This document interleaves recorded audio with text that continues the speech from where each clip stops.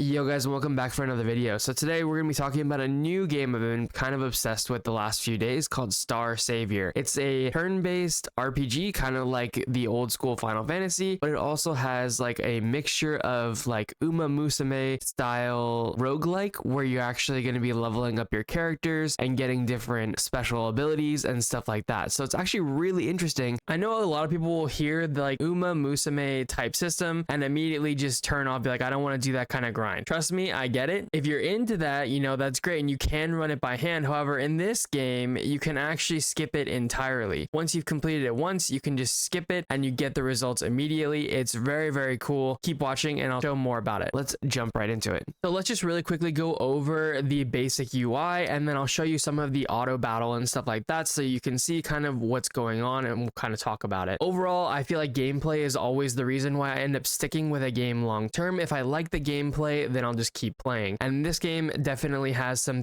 key things that I really, really like. So a couple of things you'll probably notice is that we have 3 skills down here. So we have a basic attack, which doesn't have any cooldown, obviously. We have a skill, which has a 3-turn cooldown, and we have our ultimate, which is a 5-turn cooldown. And then what you'll see is that there's this Nova Burst thing right here. So each ability has a different Nova Burst effect. So if you Nova Burst, you'll basically be using an enhanced version of these skills. And when you use your skills, you gain Nova Burst charges. So that's kind of how that system works. And it is kind of different, right? In Honkai Star Rail, you have like the skill point system, or in Final Fantasy, you have like mana or you have limit break gauge. You don't really have any of that here. It's just managing your cooldowns, which I think is pretty unique and really interesting. And then also this Nova Burst does add another layer to each of your abilities, which is pretty cool too. Another thing you might notice is looking at this screen, both Asherah and the enemies have a shield icon with a number. And what that means is that's their toughness. Now, when you get broken, there's a lot of different effects. I'll go ahead and click on this. You can see it increases damage and some other stuff, but it's also affected by your element, which as you can see, these guys are blue. And I believe that that is the moon typing. And then my Asherah is yellow, which is the order typing. So I'll go ahead and put the typing on the screen for you guys so you can see. But basically the idea is that you're just going to try and use types that are good against it. Rock, paper, scissors kind of thing. All right, so I'm going to put it on auto and then I'll kind of just talk over it. So one thing that I really think this game has going for it, probably more than any game I've played in a little while, is just how amazingly beautiful all the animations are and the character designs and everything. They're really, really well done. As you can see, like the skill abilities and skill effects are really good. I would honestly say that they're like similar to Honkai Star Rail level for many of the characters, maybe not all of them. A couple of the new ones, Sirene or whatever, has a crazy burst and stuff like that. But the point being is that the effects of this game are very, very nice. If you guys are enjoying the content, don't forget to subscribe to the channel and we'll be covering more Star Savior for sure in the future. I'm genuinely loving this game and I'm really excited about it. So before I start to explain a little bit about the roguelike or Uma Musume system, first we need to understand a little bit more about this game. So just like Uma Musume, this game has what's called your Arcanas, which would be equivalent to your cards in Uma Musume. And basically, these are items that you use. There is a gacha for them as well, but they're items that you use in the event or in the roguelike that give you different effects. So there's different journey effects, unique effects for SSR cards, and then there's journey events that give you specific passives. And like this one, for example, can give me 18% crit rate if I get lucky and get it during my journey. So there are pretty powerful buffs that you can get from these cards, and they're definitely going to be worth trying to collect and stuff in the long run. It does add a level of randomness on whether or not you get that event. Now, admittedly, every single run that I've ran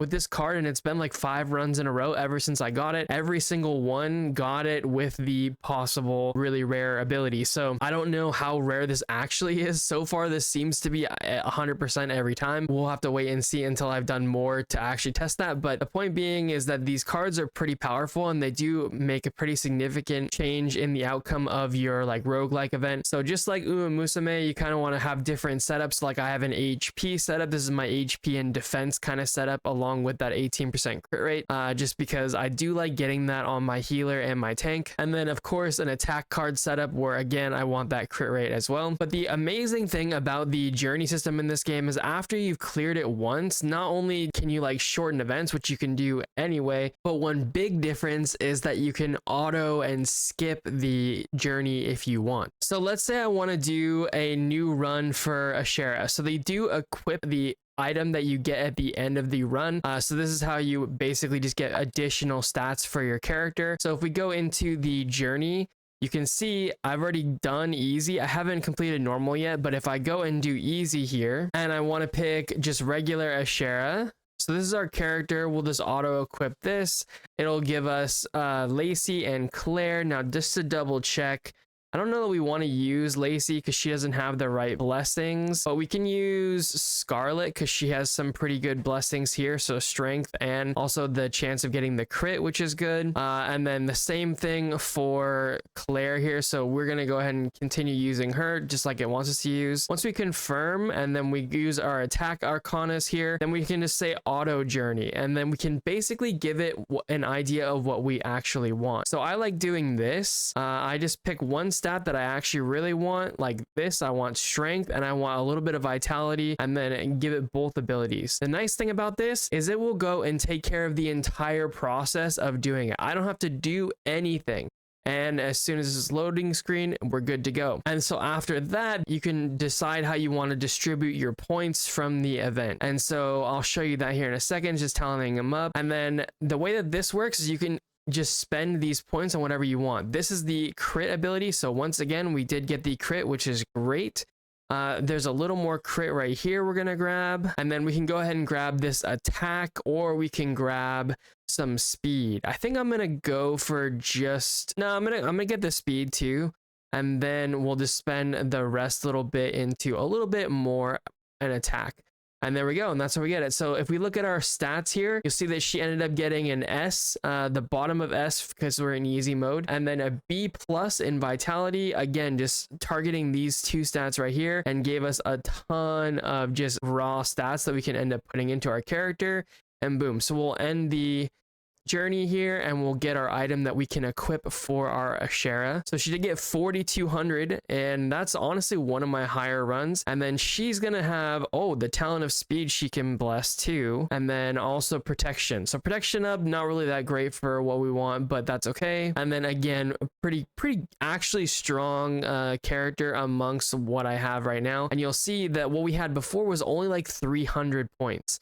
But watch how much her stats go up when we equip the new one.